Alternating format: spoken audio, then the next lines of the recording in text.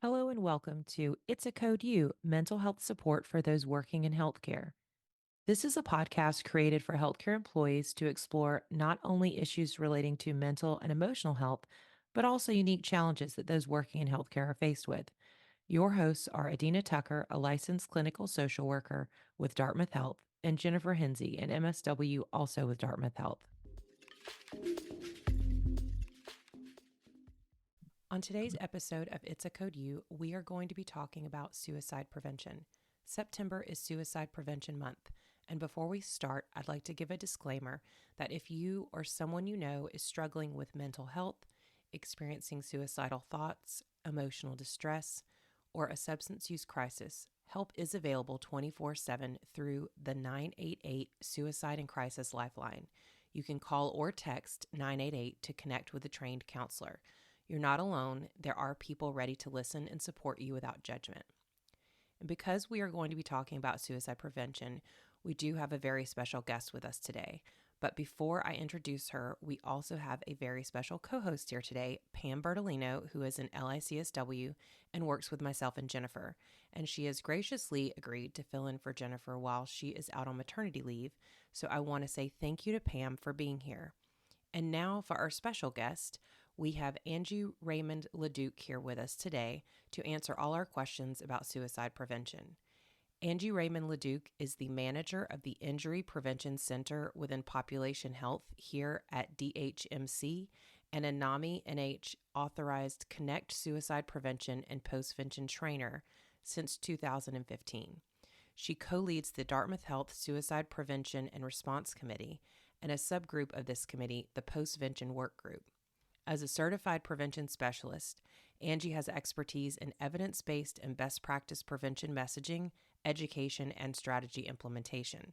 And just to give everyone an idea of what we will be covering, we will start off asking Angie to share some of the information with us about specific Dartmouth Health initiatives surrounding suicide prevention and trainings, and then we'll transition into more general information for supporting loved ones, colleagues, and community members, as well as resources. So Angie, thank you so much for joining us, and I'll let Pam kick off the questions. Yes, thanks. I'm so happy to be here, subbing for Jen. So Angie, hi, I just got to meet you about an hour ago in the Suicide Prevention Committee meeting. That was very impressive. Sounds like you all are working on lots of great things, but could you introduce yourself and talk about your role on that committee, just for everybody? Yeah, thanks so much, Pam, and thanks, Adina. Thanks for having me here today. So as Adina mentioned, I'm Angie Raymond Leduc, and I manage the Injury Prevention Center, which is a part of Population Health, DHMC, and part of the Dartmouth Health system. So I've been co-leading the Dartmouth Health Suicide Prevention and Response Committee since 2019. This committee was formed out of some work that was being done under the committee, the Dartmouth Health Substance Use Mental Health Initiative, or SUMI, where it was recognized that there were lots of different suicide prevention initiatives happening in different departments throughout DHMC, and there was a need to just connect all those dots. So myself and others were assigned to find all those folks and get us together and start working together more collaboratively on suicide prevention efforts. And as Adina mentioned, I'm also a trainer in both suicide prevention and postvention. I've been training in suicide postvention since 2015 and suicide prevention since 2018. Can you tell us a little bit about why Suicide Prevention Month is meaningful both to you and to just our hospital system overall? Yeah. What I love about any kind of prevention awareness month, and specifically suicide prevention month, is that it helps us raise awareness of different public health issues. So in this case, the opportunity to raise awareness of suicide as a public health issue and recognize different suicide prevention efforts that are underway is really important. It also reminds us that all of us have a role to play and that each one of us is capable of saving a life, no matter what our profession or role is in the community. It's in time for us to realize the more we can talk about suicide, the more likely we're able to prevent it. So Suicide Prevention Month brings to light these conversations. As a hospital system, We already know how important access to care is for our health and well-being of both individuals and communities and families. And in suicide prevention, we can take this a step further by recognizing and seeing healthcare appointments and hospitals as touch points for people at risk for suicide. And it really doesn't matter what reason people are coming into the hospital. If we have the chance at each visit to identify warning signs, recognize and assess for suicide risk, it's going to allow for more opportunities for us as a healthcare system to intervene, provide care, and save a life. And I think that we have more so than other professions that opportunity to do so because of the nature of how we provide care. I really appreciate that last part, especially that we all play a part because it can be primary care, it could be nursing, it could be maternity ward, anything, and people can ask those questions. So I think you're really right that it could be any of us that could help prevent a suicide. Yeah, and I think it's also any role. So if you think about someone who's helping you schedule or some, there might, if we all understand the warning signs and risk factors for suicide, any access point in a healthcare system, any person can take notice of something that might stand out, right? And say something and do something about it. There's a couple more reasons I think about it for our healthcare system, which is this month is an opportunity for us as a hospital to consider what our collective efforts are, which is what we try to do at the Suicide Prevention and Response Committee. So, what are those collective efforts towards suicide prevention and care?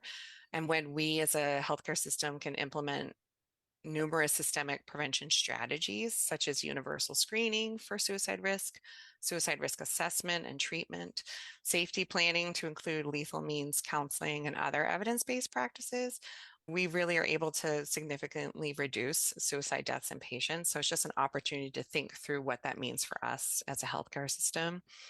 And then lastly, I think it's good for us in this month to think through all of us as healthcare professionals and that we are at higher risk than some other professional sectors.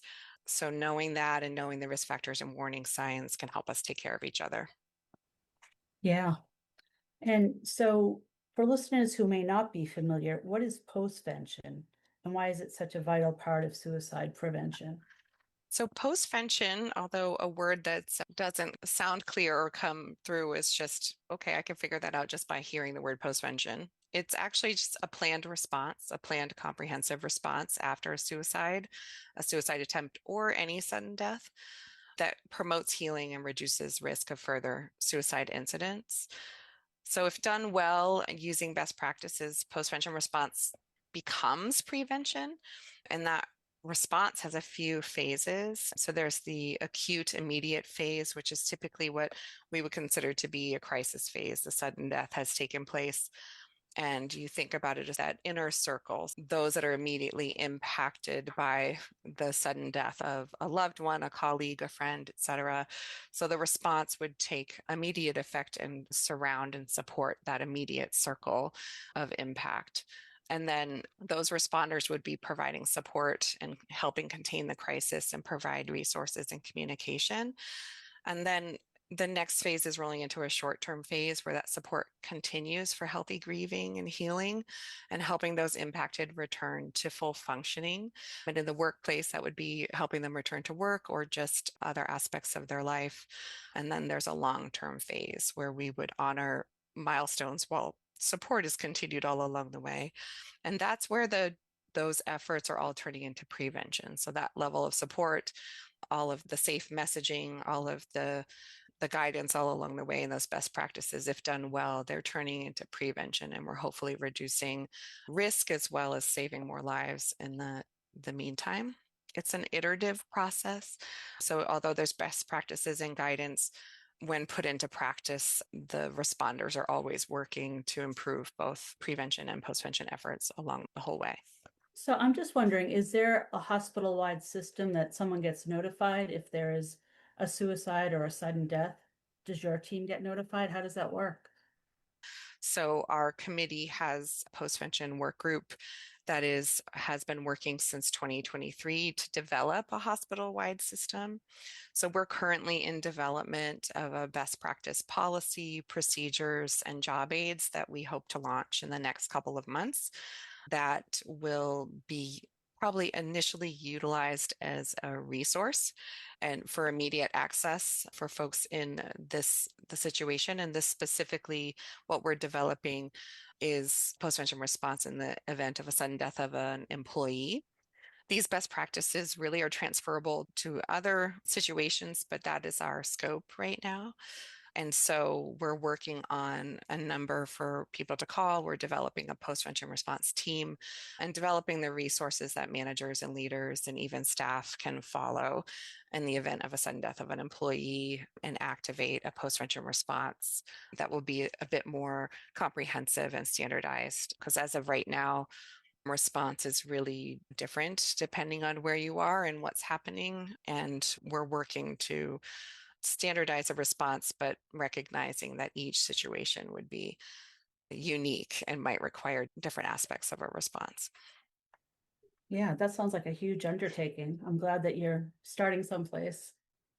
It's been a long time coming, and we've got a lot of incredible support and many folks on the postvention work group who have expertise in different areas that are really coming together to really roll this out. What would you say that individual staff members could do if they're concerned about a patient or even a colleague who might be at risk? Yeah, hopefully each department or clinical team have protocols and procedures that they follow in the event of a patient or an employee demonstrating suicidal risk. So certainly check in with your leadership. And if not, it's really important that first you remember you're not alone as a person who may be concerned. And so therefore you should be concerned alone. So I would let a supervisor or a colleague know about your concern before letting that patient or that colleague leave, if at all possible. We certainly want to make sure that, especially if it's immediate risk, that risk has been assessed. And so you want to connect with that patient or colleague directly, let them know your concerns and that you'd like to help them get connected to help, and then connect them to that appropriate help, excuse me. I recommend people being trained. I can help connect people to suicide prevention training if anyone would like that. It can feel sometimes like a daunting task, or maybe it feels like my role. I don't need that in my role. I think if people were to take the Connect Suicide Prevention training, they would see that everyone has a role to play, and there are some really simple strategies to connect with someone at risk and connect that person at risk to help. Yeah, it seems like it would be a good idea to have someone in every department trained in that area. I would love that, Pam. And it is a goal. We're trying to expand through the committee as many training opportunities as possible. And right now, suicide prevention training is not mandatory for most roles. And I'm not sure actually if it's mandatory for any roles. And we would love to see a broader training process take place for all staff. Well, we'll try and help advocate any way we can. No, that makes sense because definitely I know obviously we're therapists, so we see employees, and I know that I've had several that have been impacted by the suicide of a colleague. So I think it's important because patients and colleagues are at risk, but healthcare workers in particular are there's a lot of trauma and stress that can come with working in healthcare. So having someone who's trained in every department seems like that would be like definitely something we'd want to strive for. Yeah, we would love to see all staff trained in suicide prevention. And certainly we also have postvention trainers. So we would love to see roles in departments that would be providing support and response to be trained in postvention. So postvention is not something that necessarily everyone needs to be trained in, but certainly anyone who would be providing support and response in the event of a sudden death should be trained in postvention. What's something you wish more healthcare workers understood about suicide prevention and postvention? That is such a great question. I think what I've heard is quite often people think that's not my role. And so I think it would be great if healthcare workers understood that it takes all of us, it is all of us, no matter what our role, and we're all responsible for helping prevent suicide. So to be able to see that I can make a difference, I could recognize warning signs and risk factors, and I could connect someone to help. And it doesn't really matter what my role is. It's just being another human being who sees somebody struggling and connecting them to help. It's similar to the campaign, if you see something, say something. That's how I think of it. It's very similar to that. So suicide prevention is like that too. So in healthcare, because we want to save lives, we're here to help improve people's health and well-being. And so to me, that includes the need to recognize suicide risk and connecting people to the appropriate help, and that all of us are responsible for this, no matter our role. And as I mentioned with the training, anyone can learn the risk factors and warning signs. We can recognize them in others. We don't need to have a clinical degree for that or that experience. And if we're equipped through understanding that knowledge, then we'll know how to connect with a person at risk. Sometimes it's just asking, are you okay? Can I help you? And then we can connect them to help. So really knowing what those warning signs and risk factors are, really just making that human connection of, I'm sorry you're struggling, how can I help you? And then just really knowing the resources to be able to connect them to help, and that you're not alone. And so these trainings are available. And within those trainings, there's simple steps that can be taken to help someone get the help they need. So no matter how scary it feels, you should always connect with others. Don't do this alone. If you're in a situation you're unsure of, and then just know that if you connect with others, you're not alone, and then you know the information, it's going to be okay. It's easier than you think it is. Well, and I think it would help people in their personal lives too, because we're all touched by death by suicide in some way. So just to have some resources or some understanding if it comes up, whether it be your children's school or whatever area it is, I think people would feel better if they knew something or had some kind of knowledge. Yeah. I'm contacted a lot, especially when there's been a sudden death in the community. And I'm typically contacted by my colleagues who just know about the work that I do and they want help and resources for their own communities. So, yeah, you're exactly right. We're all impacted by suicide death and sudden death in general. And it's good to equip ourselves with the knowledge to be able to help. Postvention being a comprehensive and planned response, it prepares us to take action and to take care of those that are most impacted by suicide or sudden death, and our teams and our communities. It's good for us to know that it helps to contain the crisis. Sometimes in a sudden death, it feels it's overwhelming, right? And there's a lot of uncertainty and we're not sure what to do. So having an effective postvention response helps contain that crisis, and it really sheds light on all of the resources and support that do exist. And it makes that direct connection of those supports. And then we're working together effectively in the hopes to prevent future suicide deaths, as well as work together for healthy grieving and promoting healing. And what I love about postvention response as well, if done effectively, it brings us closer together as a community, allows us to just build connections, share in our concerns, and we're looking out for one another. And we're talking about something that's really hard. Death and dying is really hard. And this is a way for us to be together in that and take care of one another through that process.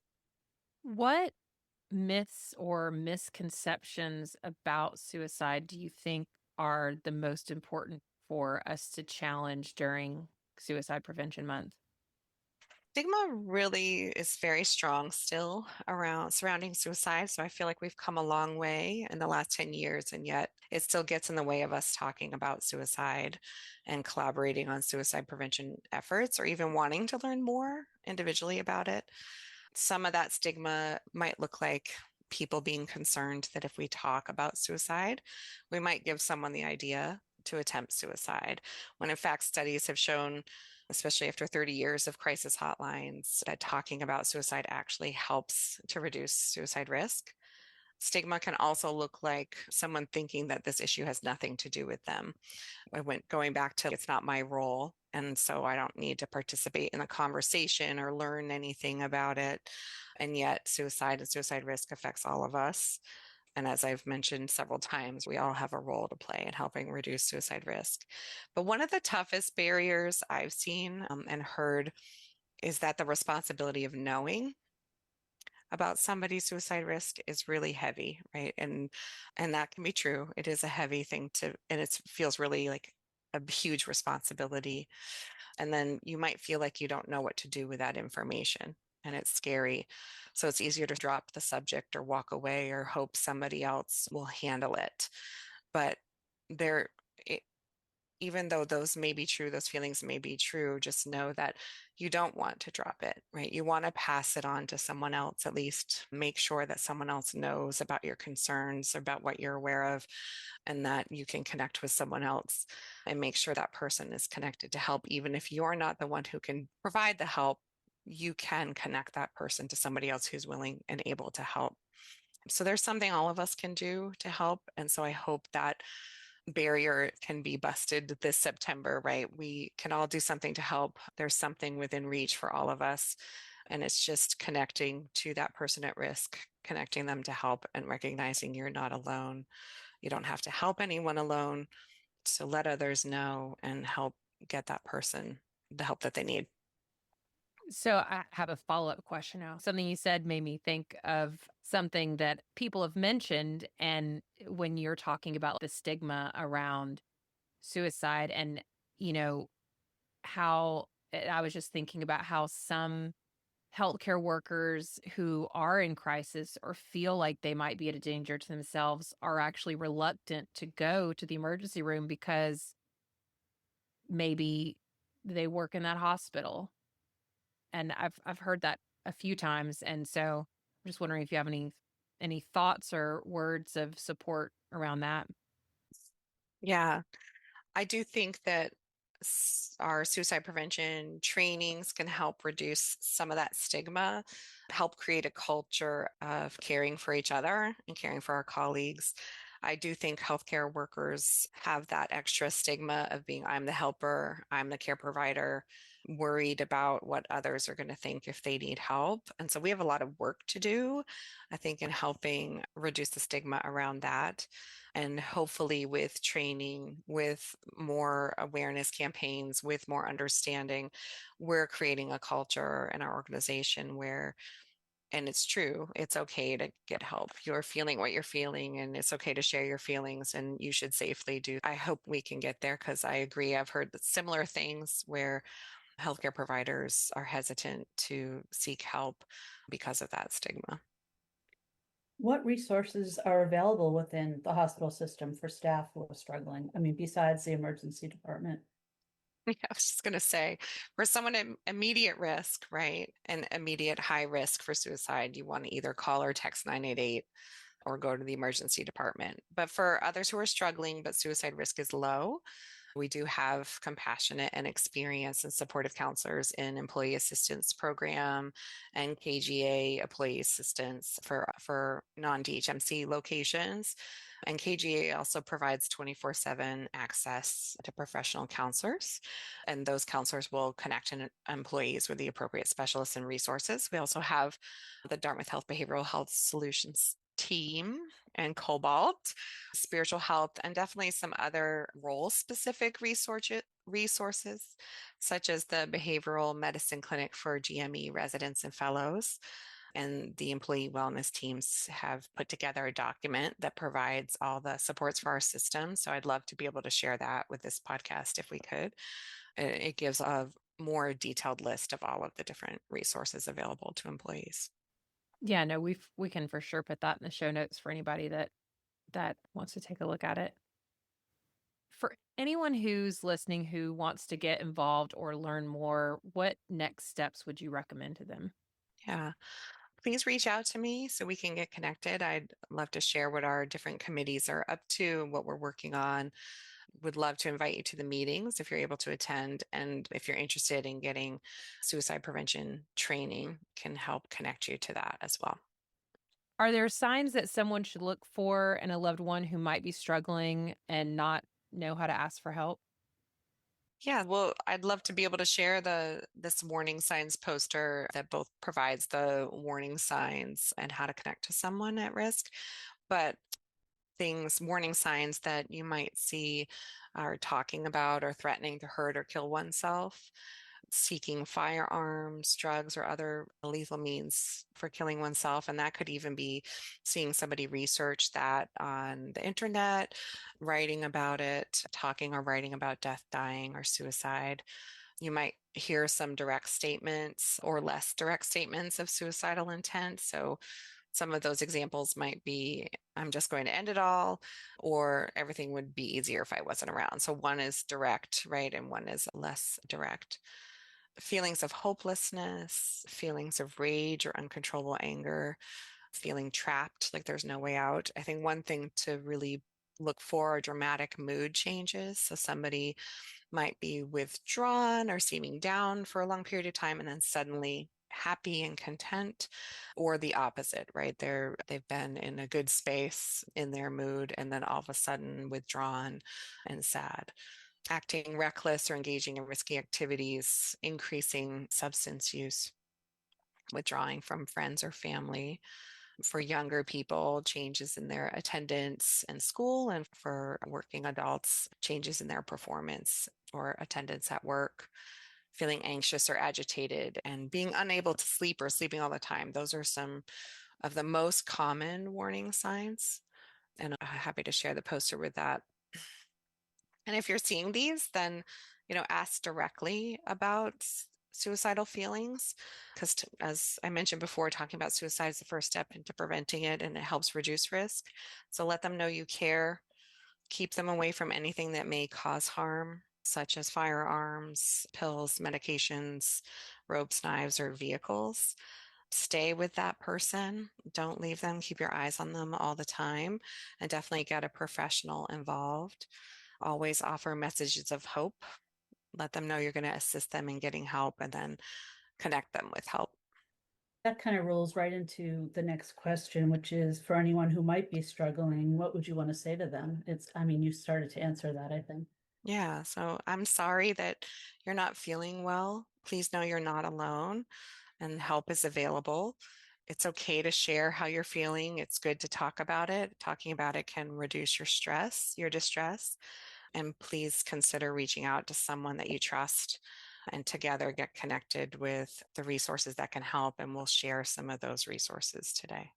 Well, so one thing I was thinking while you were talking, some things you were saying about reducing the stigma, just like having more conversations about it. And I feel like that is such an important piece of it. I mean, not just for suicide prevention, but for lots of things, right? Is like that feeling of I am alone. No one understands how I feel. That can be so isolating and make things so much worse. And I even think about things like women experiencing miscarriage. That's something that's nobody talks about that. And that can be a very isolating thing. So I think promoting more conversation and educating people about how they can play a role in prevention, but also just that conversation of it so that when someone does experience something that is, or they're struggling, there's maybe we can start to eradicate some of those feelings of isolation, and more people will then be prompted to share their own struggles or even say, "Hey, I know exactly how you're feeling, like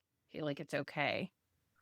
Said, that's exactly it. And I think it goes back to the best way for us to change the culture, right, around suicide prevention is to keep talking about it and create more opportunities to do. It is one of the reasons why Suicide Prevention Awareness Month is so great, because it forces us to be like, oh yeah, we got to talk about this, but we should be talking about it all the time.